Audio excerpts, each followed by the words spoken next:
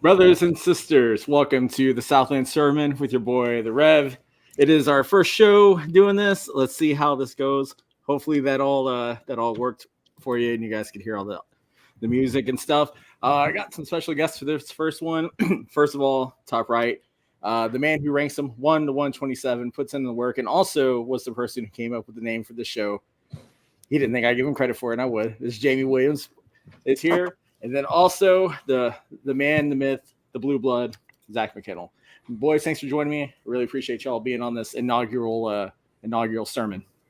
Of course, I appreciate you. So this should be fun. So yeah, as you know, last year we had around the UAC, but seeing as how my alma mater left the UAC, I figured we'd make a show on the Southland. So although I am wearing an SFA hat, I will try to be as unbiased as I can against this conference, except for Incarnate Word. I will not be unbiased against Incarnate Word. I will say the truth about them. I don't care what anybody else says. So anyway, let's go into it. First, like I said, I think you guys doing all right? Like everything going good for you? Oh yeah. I'm here for football, man. Almost That's here. Right. We are so close to it. So yeah. So shout out to Chris Grant, by the way. I know he's watching. Chris Grant, I know he's watching somewhere. He has the link. If not, I'm sure James Hill is watching too. He should have the link. So hopefully they are. James Hill is going to come on the show. Zach, I may have you come on when he comes on too, just to do the interview we didn't get to do at the Southland opening drive. So speaking of that, Zach and I were lucky enough to do the Southland Media Day, or as they called it, the opening drive in San Antonio this year. It was an interesting yet fun weekend. Things, didn't necessarily go as we wanted them to because we had to do Zach's interviews virtually, but it worked out. It was a good time. Zach, what were your thoughts from Media Day? Oh man, listen, I will say this, even with me not being there, first class event, man. The way they open it up for the media, a lot of the other media days I've been to aren't necessarily as media friendly as the Southland and accommodating to media, especially virtual. And also too, man, I think the thing is there was a sense of excitement around the conference, which Dustin, I'm sure you could speak to this, before SFA left, was not there before. And I don't think there'd been this much excitement for a Southland Media Day in a long time. And Chris kicked it off. And then I think with all the head coaches too, there seems to be a lot of head coaches that are confident that their teams can rebound. And I think it's going to be an exciting conference race. But man, the conference media day was great. And shout out to Chris Grant and James and that whole staff, man, for everything that helped me and you accomplish during that. Oh yeah, it was. I'll tell you, it was nuts. I got a message from James, and he was like, "Hey, do you want to come to media day?" And I was like, "Hey, okay." And legit was last minute thing, but yeah, like I will say, whenever SFA left, the conference wasn't what it is now. Old leadership, it was just like driving a Toyota Corolla or a Ford Taurus. You know what I mean? Like it was a dependable conference, but like there was nothing new. There was nothing with any sort of oomph or anything like that with the conference. And then we left. We went to the WAC, and the WAC was fun. The UAC was fun. But, you could see the Southland was trying to do things. They rebranded. They put in a new logo. They were trying to do things. And I will tell you, the events that they had that, unless you watched like the Southland live stream or anything like that, you may not have seen were really cool. They had one room that was the main media room where, the players and coach should go up, do their interviews. I was on ESPN. But then they had another room where we were set up, but they also had a whole Instagram live the whole day.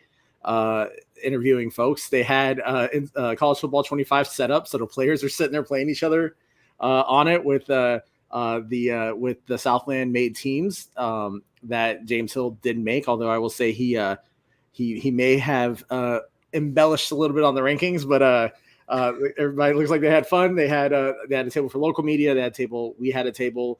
Another show called The Other D1, which is another Southland show, was there. And then Corey from Dave Campbell's Texas Football, which is a legend media outlet. If you haven't ever gone to their website or read it or subscribed, you could. I mean, my grandfather died 30 years ago, but he was a subscriber to Dave Campbell's Texas Football. So it was a very cool event. And it definitely lived up to the hype, right? It was there are other bigger conferences that I feel like had media days, especially a certain one that goes across a certain valley in the north. But hey, it was good. So going because we're live, we got some of these comments here. Dennis wants, give us your projections 1 through 9. Jamie, I know you've done this. Do you want to go through your 1 through 9? Yeah, I mean, I can do that. I can tell you where I've ranked everybody coming into the season, and I can give some thoughts about it. So the top ranked team in my list was at number 20 was Nichols.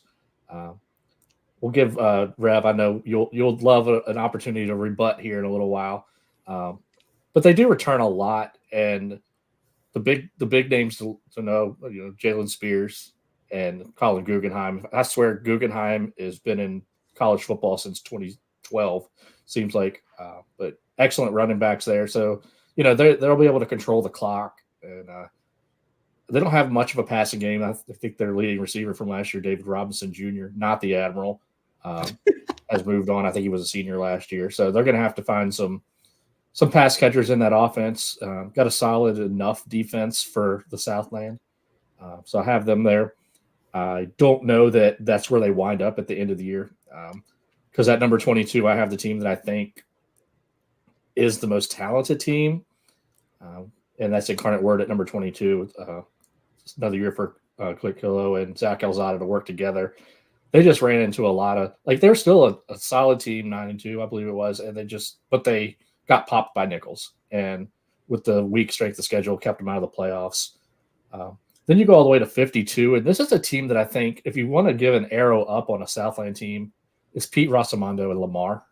I think they, towards the end of the season, really saw some improvement there. So you had another good offseason. I think Lamar might be a team that could surprise some people, make some noise.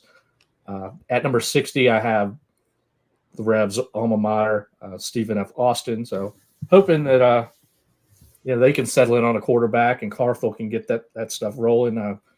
For Revs, Hart, I hope it's not Vidlac, but if he's the best guy, let it rip. It's 63, Southeastern Louisiana.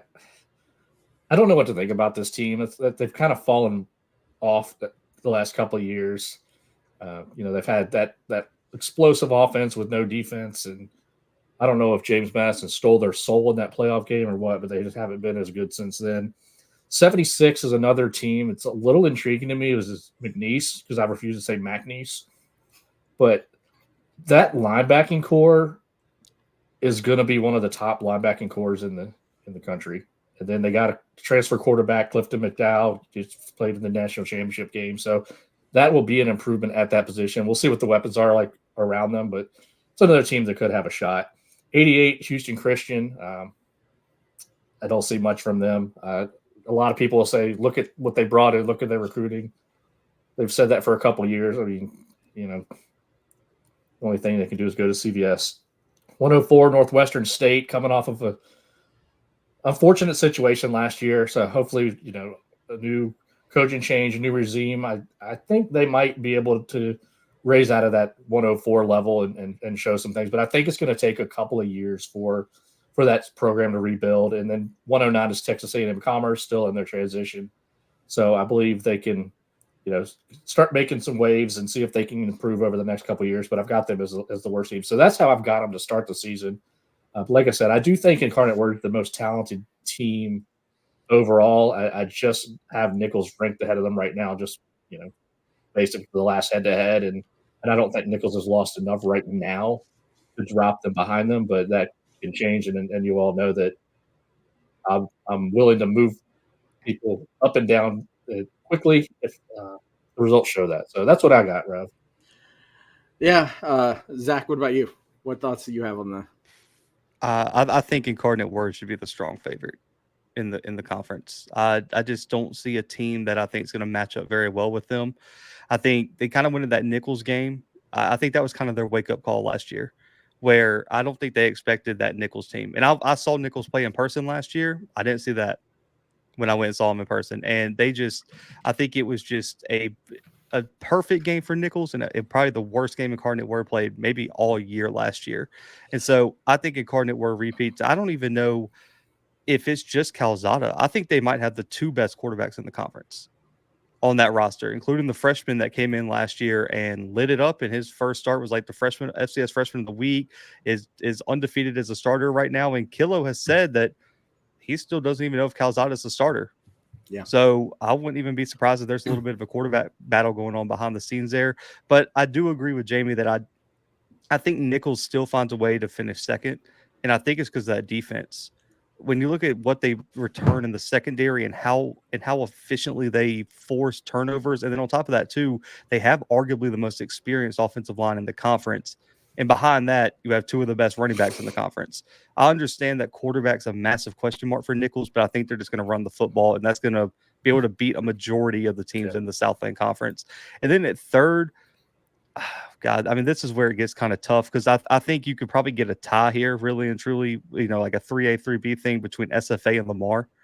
I understand some skepticism around SFA, but let's be honest, when they did go up against Southland teams last year, it really wasn't competitive.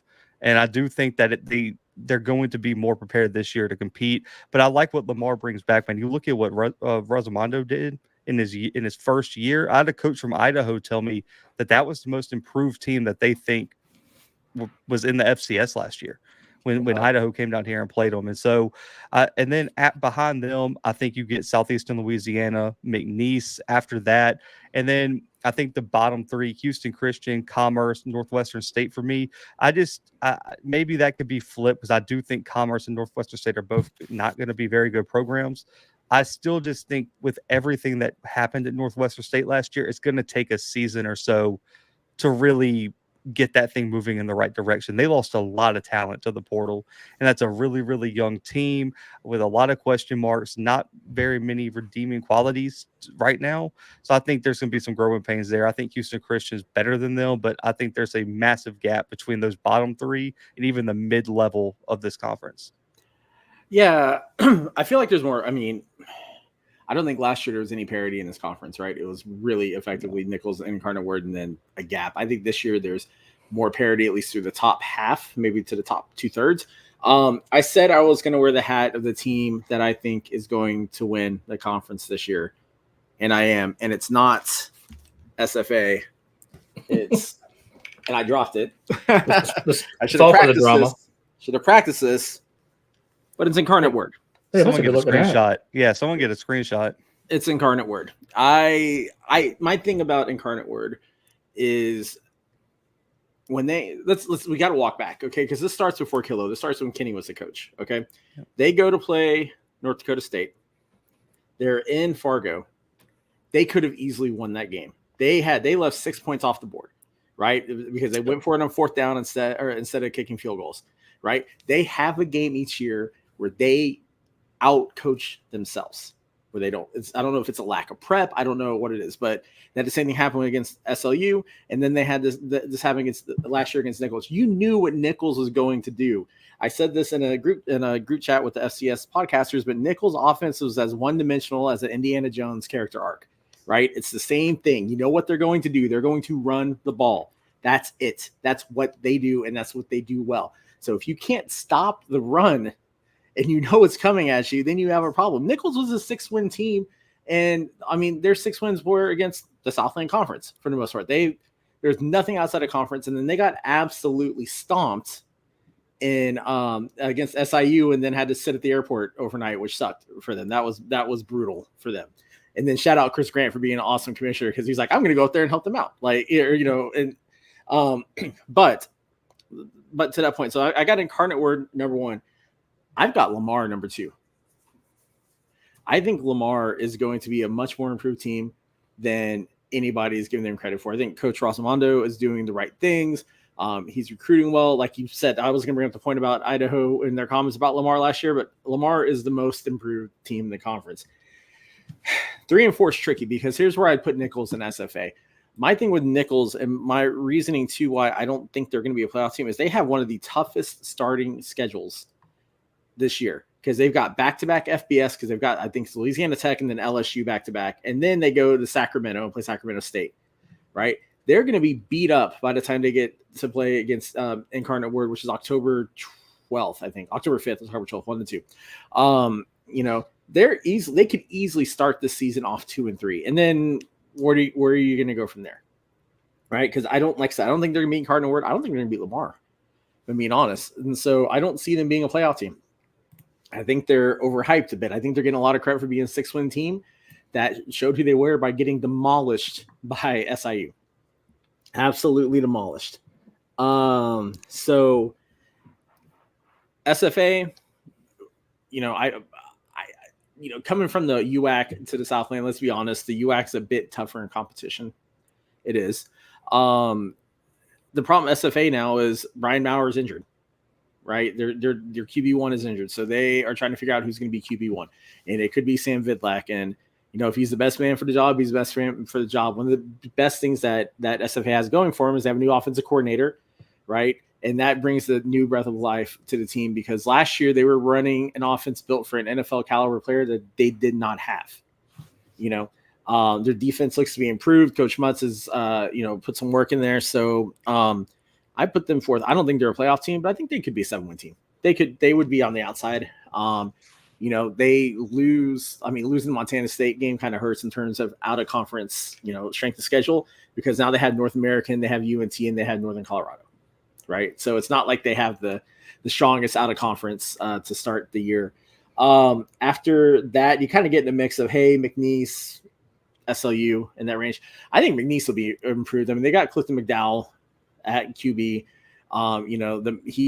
Anybody can say what they want to about McDowell, but he was one of the reasons Montana turned around last year. And there's no denying that. Now, I think his tweet about had I not gotten injured in the national championship game, we would have won was the most asinine thing I've ever heard. But I also appreciate the bravado and the moxie of saying that, but it's so inaccurate. I think, and then SIU's there, and then you get down to Northwestern State, Houston Christian, and Commerce. Like Commerce, man, I will say those boys are my favorites to talk to at Media Day. The nicest guys. I think we talked to the whole week. I think the thing about Northwestern State, and I don't think this is the year to watch them. I think next year's the year to watch them because McCorkle knows how to win.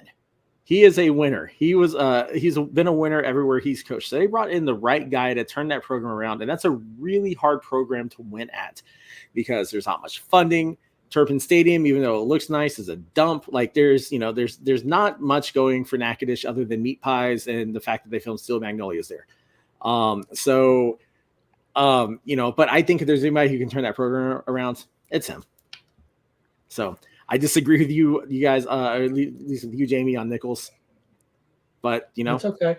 I've been wrong before. I mean, they follow up those two tough I would imagine call it Louisiana Tech tough, but LSU is going to beat them up. And then Sacramento State. But then they got Mississippi Valley State and Southern. So they'll have a chance to get healthy before they go in. But then right there, that it's Incarnate Word. So that's good. That's going to be a linchpin matchup. Hopefully, Incarnate Word will come in a little bit more healthy than they did last year, and that's exactly what you just put up there. But what they did is what NDSU has done for years. They just pound you with the run because they can do it, and that's what they were able to do. Incarnate Word, they were 9-1 in the FCS last year. They lost to UTEP and Nichols, but everything else wasn't very good. So, it's going to be an interesting season because I think there is more depth there. I hope it's more than a 2-team race. I'd like to see a little bit more depth just because, hey, I watched the interview y'all did with Chris Grant, and you just like the guy, so you want him and his conference to succeed. That's exactly it. Like it's very hard to dislike him, even though I did notice after we interviewed him that his cowboy hat was on backwards, and I just didn't have the heart to tell him he that. Tried. He tried. I didn't have the heart to tell him that. Sorry, Kamish. I should have caught that before. And he looks and sounds like PK Subban. So he looks and sounds like PK Subban. But no. So speaking of playoffs, because you bring up an interesting topic, and I'm going to bring this up as a taco bet, but what's the over under on how many non-Big 3 teams make the get at larges, right? And then how many do you think realistically the Southland could get? I personally still think the Southland still one bid league unless something crazy happens. Yeah, but I'm for craziness. So yeah, I think the SoCon probably gets a second or maybe third bid. But other than that, we'll see. UAC's got a couple of solid teams. Tarleton's eligible this year, and everybody's on them for whatever reason. So the Utah is going to be better. We all three of us universally here like Coach Fitzgerald and hope he succeeds. So, that conference has a few teams that could spark. Things go right. It all depends. I haven't looked at everybody's schedule, but if you've got some people that could get a big out of conference win and then be there in the end, could they get a second one? Maybe. Well, I don't know. What do you think, Zach? What have you looked at? I mean, it would have to be something like Incarnate Word upset South Dakota State and then doesn't win the Southland somehow, and that would maybe be the only way I see it. I just don't think there's enough other teams that you can count on in the conference to get enough out of conference wins right now to increase this conference's, I guess, visibility nationally. Just because, you look, the Southland had the worst out of conference record like in the FCS outside of like the Pioneer and NEC.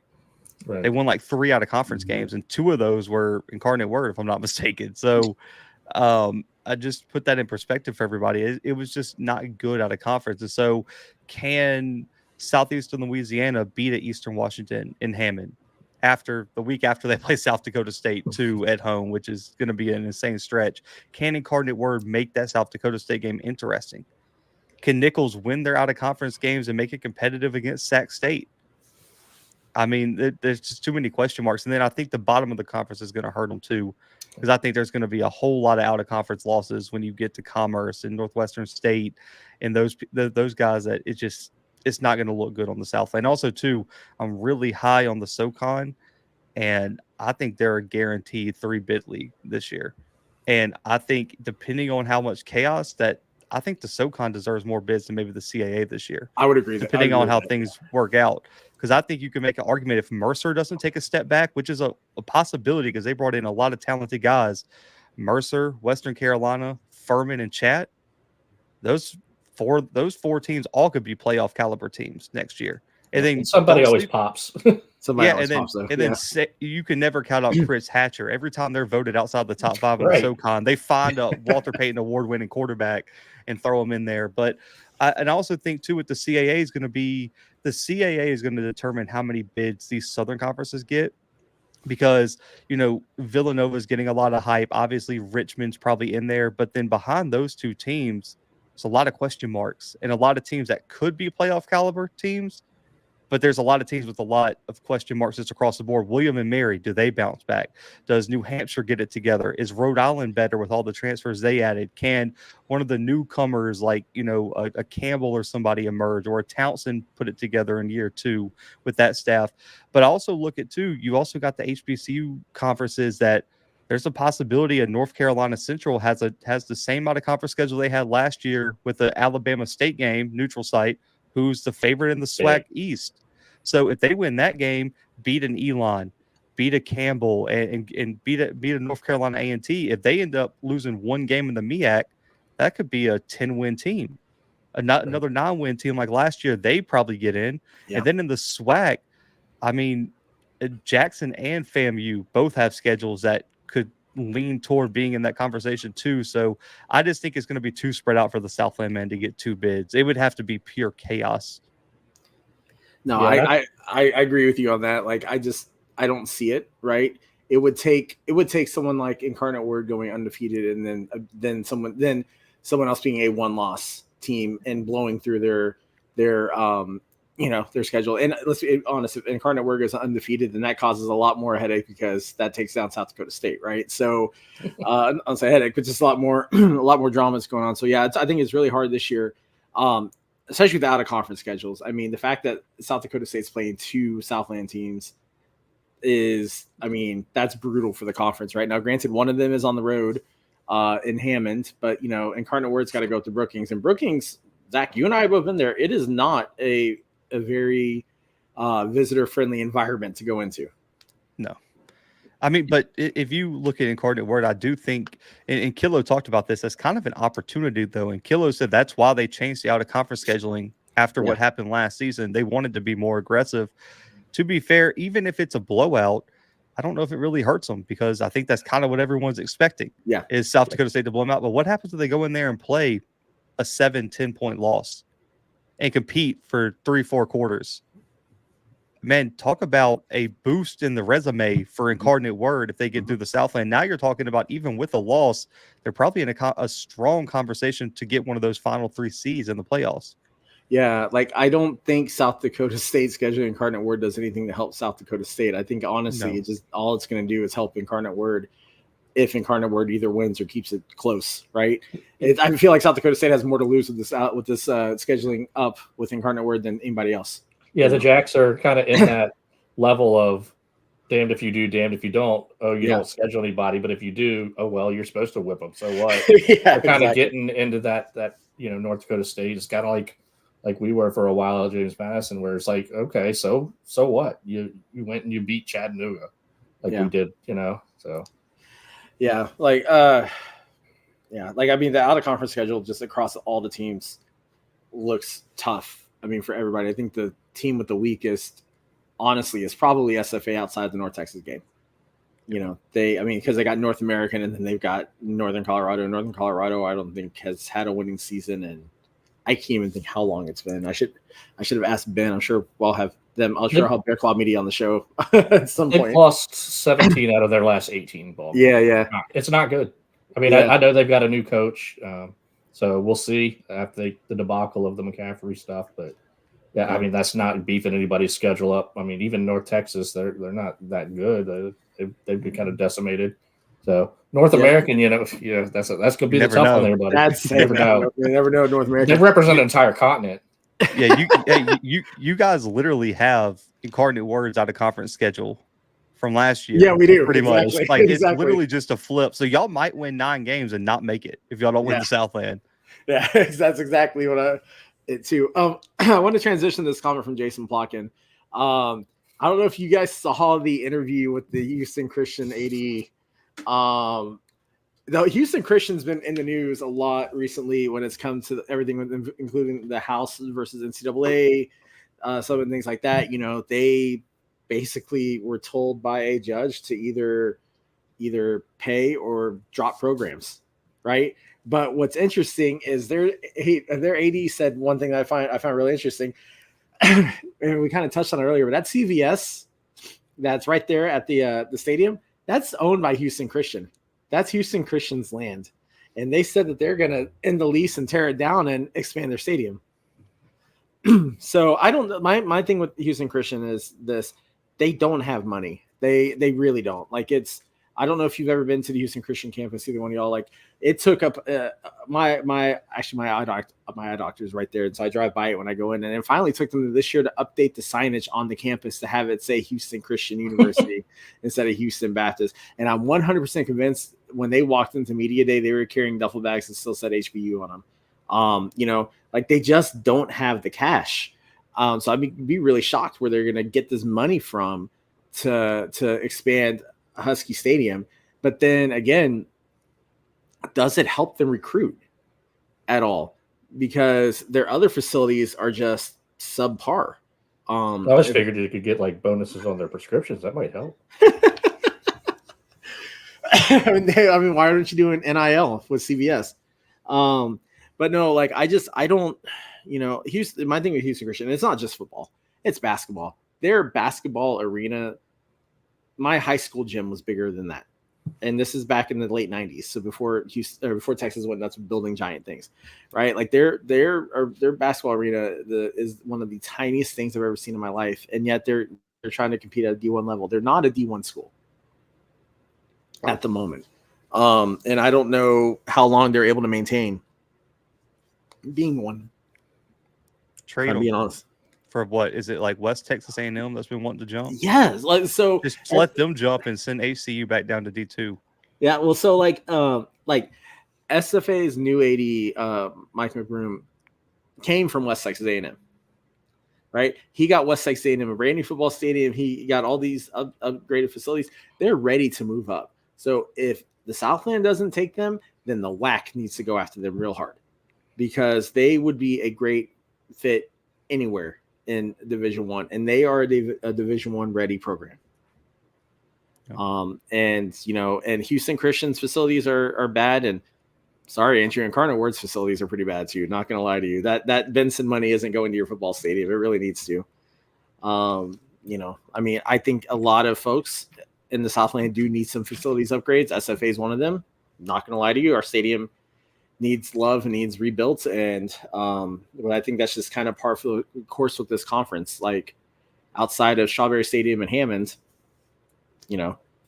there's not much. I guess McNeese's new stadium, but I mean, like there's not much in the way of prime facilities, and that does impact your recruiting also. I mean, Nichols has that one building, I think, in the south end zone that's like super, super nice, but I don't know if you really count that as part of their stadium.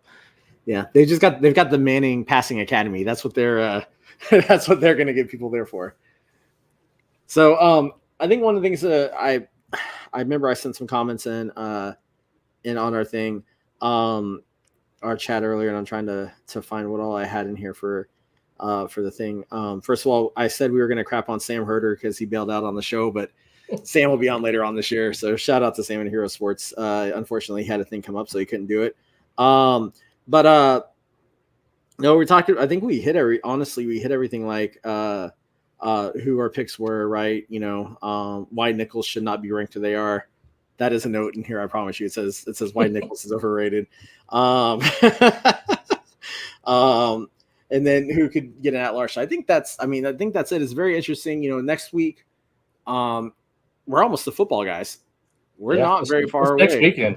Yeah, there's some very fun games over week 0. There's a week 0 game that includes a Southland team that I'm interested in, and that is Tarlton and McNeese. Yep, we're gonna see that up. Yeah, we're gonna see where those teams stand. I kind of think Tarleton's gonna pop them pretty good, but we'll definitely see. That's one I'll be looking forward to seeing. That's really just a future Southland Conference matchup, or it should be. Well, let's be honest. Tarleton's not going up to Conference USA anytime soon. Sorry, guys. No. So, and Tarleton. Here's the thing about Tarleton. I hope they hear that. I hope Texans Barstool hears that and sees that. You're not moving up. Congrats on having a 24,000 seat stadium that you're only going to fill on homecoming, and having the ugliest set of metal bleachers I've ever seen in my life. Like, you could have made that look so much better, and instead you built this ugly looking end zone thing. Jason Plotkin says Sam Herder hates the Southland. Actually, I think Sam Herder hates this podcast, and he also hates your team. So let's talk real quick because I won't have you on next week. But Tarleton and McNeese, Tarleton is getting a lot of love. I kind of honestly wonder if they're in the same boat as Nichols. Do they really deserve the love that they're getting? Because I don't think they're going to win the UAC. We've already said it. I think it's going to be someone like Southern Utah or UCA, if UCA can actually stop being Jekyll and Hyde and actually perform with the talent that they have. But folks are very, very high on Tarleton. And so now they get to play McNeese up in Stephenville. So what are your thoughts on those two teams? I'm one of those people that's very high on Tarleton. I think they're going to be really, really good. I really do think that it's them or in Central Arkansas, or it should be the two favorites in the UAC. I think Southern Utah's right there in that third spot. But then you look at an offense that was really good last year. I think they ranked 11th in the country in yards per play, and they've returned 10 starters on that offense, including, I think, one of the best running backs in the FCS in Kayvon Britton, who I don't think gets enough love. And they have the only wide receiver in the entire country who's had a 1,000-yard season before, and that's Darius Cooper as well. The one question I have is quarterback play. I really think they got to bring their turnovers down, man. That double-digit interceptions is really what kind of kept them from taking that next step last year. But this is a team that won 8 games last year and had a chance to win more than that. And I think they're going to give a lot of these USC teams this is the first year they've had something to play for. And I think that's going to create a lot of issues for some UAC teams with some matchups. I do have one concern. I really, really need them to see someone develop as an edge rusher for them. I think the secondary is going to be really, really good for Tarleton. They got some really, really good corners, including a guy from Benedict who played under head coach Chinnis Berry, who was an all-conference corner coming in there. They got some really good safeties. Omar Emmons from Mississippi Valley State was the highest graded safety in the SWAC last year as well. But they don't have anybody up front that scares me right now. If they can find someone to generate consistent pressure up front, I think Tarleton is going to be a really, really dangerous team. It can make a run into being a consensus top 20, top 15 team this year. So that's where I think they kind of fall a little short. Is I get that they return an offense that looks really good, and you touched on the turnovers. I don't love the defense. I mean, the back end, it does look good. I just don't think, like you said, I just don't think that front seven is going to be good enough. And that's why I have them a little lower. Like I've said multiple times already, this season so far, because I'm pretty excited about it. I'll see that team live in Cedar City. So I'm excited about that. See how those two teams stack up, because I think they are teams on the rise. And I think Tarleton deserves some love, but not as much to me as it looks like they're getting.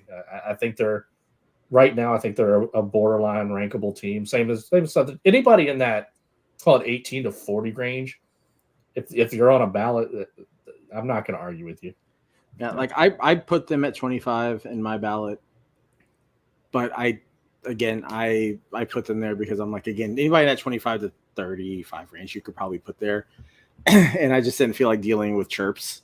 Honestly, like, I had enough crap going on last week getting over COVID. I didn't feel like dealing with people, so I put them at 25. But like, my biggest concern with them is their defense, because it's kind of similar to like South Dakota or anybody else. It doesn't matter if your offense can score 35 points if your defense gives up 38.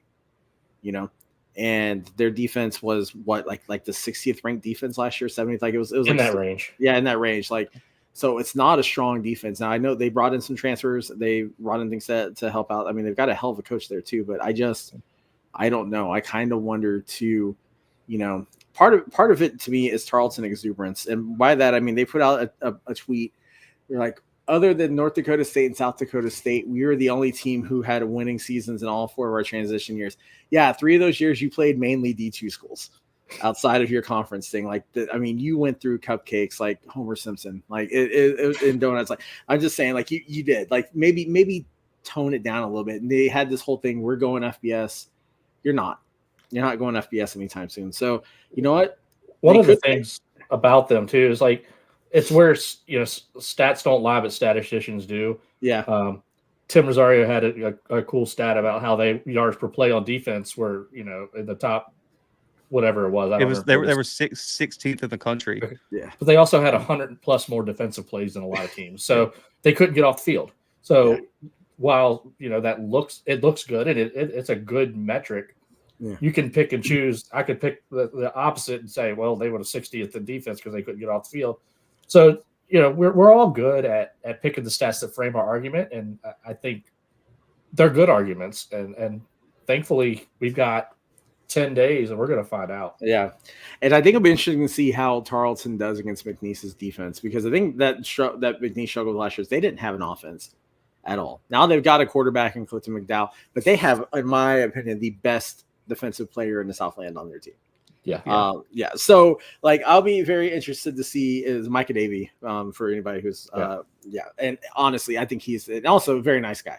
Absolutely nice guy. But I think he's going to be he's going to be the difference maker for the McNeese team. And so I'll be interested to see how Tarleton handles him and the McNeese defense too. But then too, how their defense schemes against a completely different McNeese offense versus what they saw last year. So it'll be a very, very interesting week 0 game. I'm going to try it. I thought about going to Stephenville to try to watch it, but that's just not going to happen. So I will just watch it from the comfort of my couch. It's going to be such a good matchup, though, because, I mean, I'm with you. Me and you talked about this. I do think Micah Davey, if there's ever somebody in this league who can make a run at breaking the career record tackle or the single season tackle record, it's Micah Davey. Like, I mean, when you tell me, if you told me there was a chance he got 180 tackles this year, I'd be like, maybe. You might have a point there because he's that good and that athletic. But the problem is Tarleton can run the football. Even with Micah Davey, they allowed 31 rushing touchdowns last year and over 250 yards per game on the ground. If they can't stop the run, Tarleton is going to run away with that game.